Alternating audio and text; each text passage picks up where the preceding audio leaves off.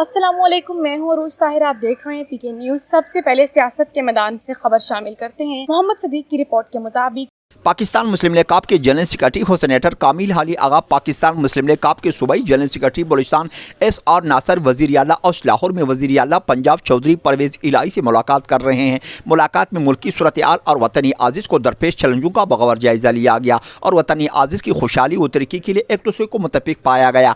वज़ीर आला पंजाब परवेज़ इलाही ने जनरल सेक्रेटरी बलूचिस्तान SR नासर की कारकर्दगी को सराहते हुए कहा कि आपकी हम तक मेहनत की वजह से बलूचिस्तान में पाकिस्तान मुस्लिम लीग काप बहुत बड़ी शोहरत रखती है, इसलिए आप अपनी मेहनत जारी रखें ताकि दीगर पार्टियों की तरह पाकिस्तान मुस्लिम लीग काप भी अपनी शुखी बरकरार रख सके।